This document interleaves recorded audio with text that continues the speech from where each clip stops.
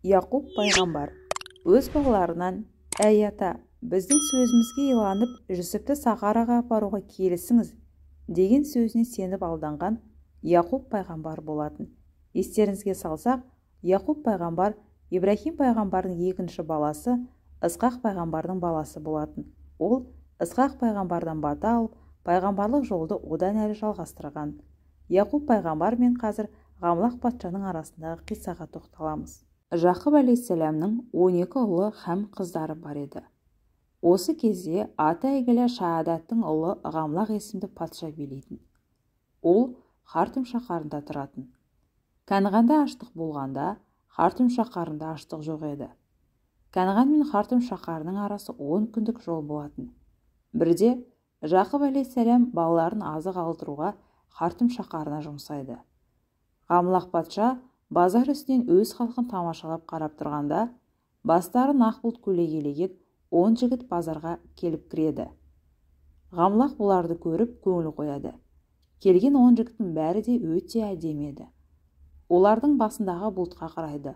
Бұлтта «Ла илаха иллаллах Мұхаммаду Расуллах» деген жазуды көреді. Осы кезде патша уәзірлерін жұмсап: «Барыңдар, сол жігіттерді ертіп кел» дейді. Уәзірлері барып: «Сіздерді патша Ғамлақ шақырады» дейді.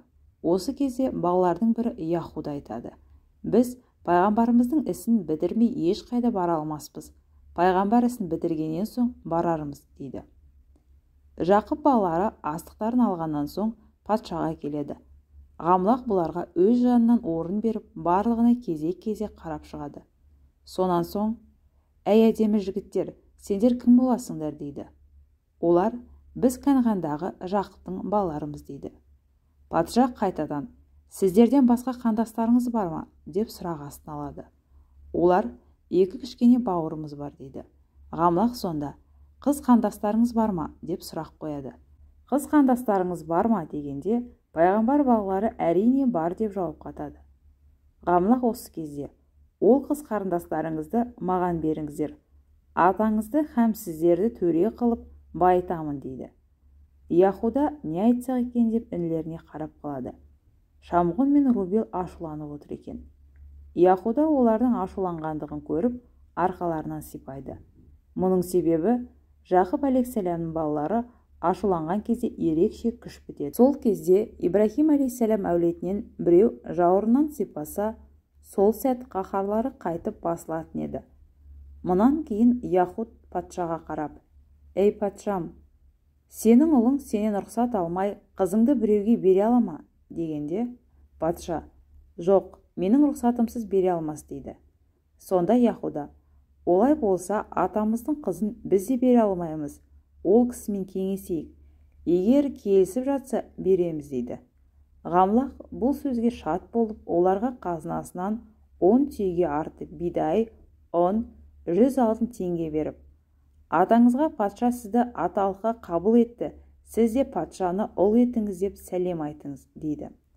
Жақып алейхиссалам балалары Канғанға қайтып, Ғамлақ патшаның сөзін атасына айтады. Оның берген сыйлықтарын көрсетеді. Жақып алейхиссалам бұл хабарды естіп, қайғырып жылайды. «Менен бұрын ешбір пайғамбар мәшрүкке бермеген еді» дейді.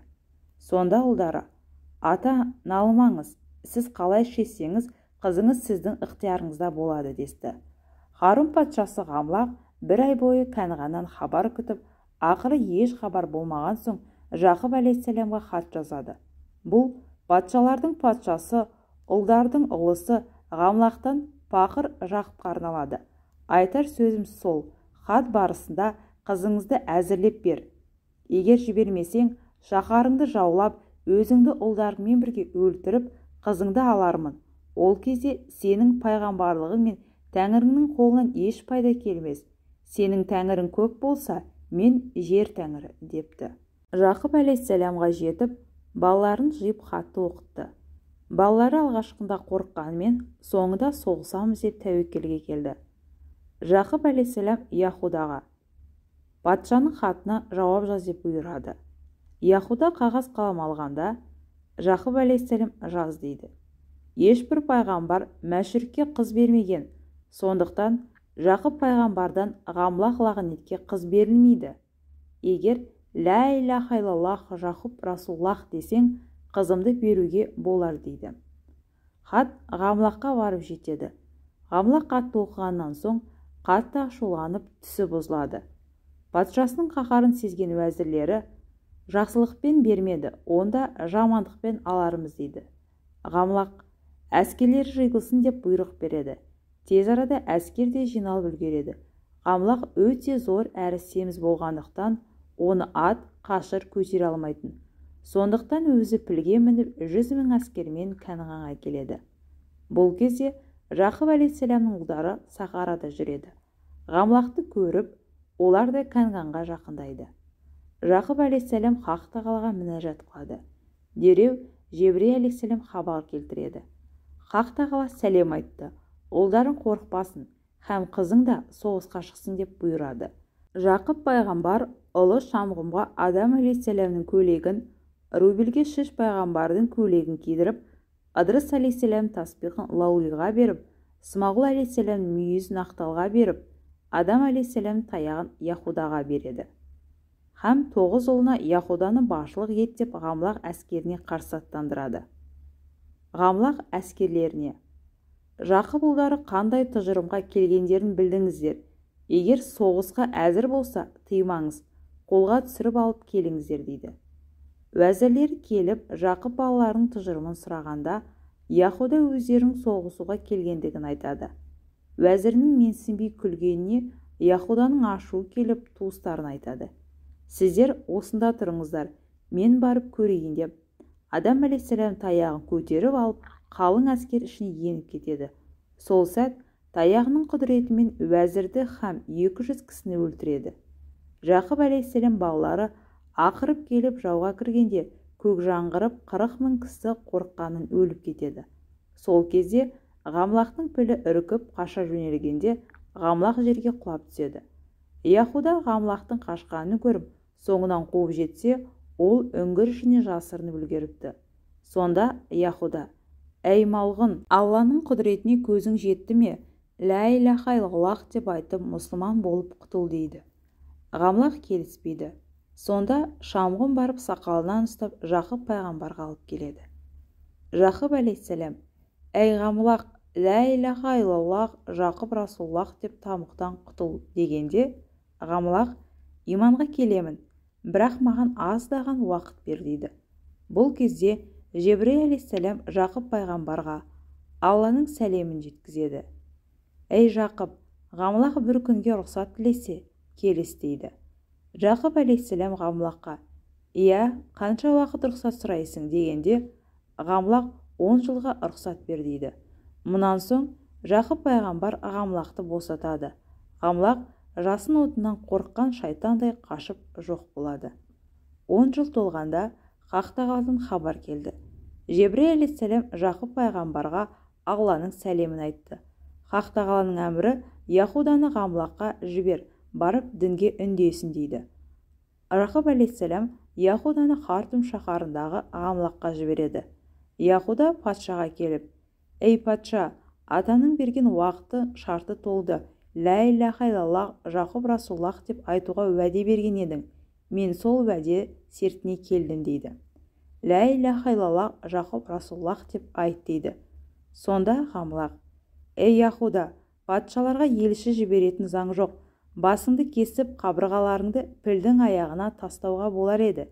Сен онан да атаң айт, өткен істі ұмытып, қызын әзірлеп маған жіберсін. Егер келіспесе, қалың әскер жиып барамын. Ондай көп әскер Тәңірінде де жоқ» деп күпір сөйлейді. Яхуда: «Ей бишара, әскеріңмен барған кезде өз қалыңды бір мәрте көрген сияқты едің. Бұл сөзіңді тағы қайта қайталамаспысың» дейді. Ғамлақ: «Сіз сиқыршы болып, мен ол соғыста алданып қалдым. Енді мен сіздерге қарсы сиқыршы дайындадым» дейді. Яхуда: «Ей малғын, райыңнан қайтып иманға кел» дегенде, Ғамлақ ашуланып: «Сіз атаңызға соғысқа әзірленсін деп хабар беріңіз» дейді де уәзірлеріне әскер дайында деп әмір етеді. Яхуда бұл хабарды атасына жеткізген сәтте, Ғамлақ 400 000 әскерімен Канғанға аттанады. Жақып пайғамбар Яһудадан бұл хабарды естіп, Хақ тағалаға тағы да мінәжат етеді. Дереу Жебірей алейхиссалам келеді. Ей Жақып, Хақ тағаланың құдіретін көр, ол малғұннан Алла тағала сізді құтқарар дейді. Ғамлақ Канғанға жақындап бір сахараға түседі. Кеш түскен сәтте Құдай әмірімен қатты жел есіп, жел мен от қоса келіп, Ғамлақты да әскерін де өртеп кетеді. Жебірей алейхиссалам: ей Жақып, Алланың саған әмірі бар, Ғамлақтың қазынасын һәм малын алып, басқа заттарын отқа сал дейді. Жақып пайғамбар Ғамлақтың малы мен қазынасын алып, басқа жиһаздарын отқа өртейді. Бұл Жақып пайғамбар мен Ғамлақ патшаның арасындағы кішігірім қисса болатын.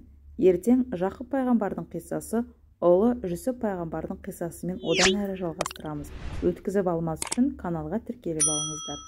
Құрметті оқырмандар, әр күн сайын арнамда жаңа оқиғалар болады. Лайк басып, пікір жазып, міндетті түрде тіркелуді ұмытпаңыздар.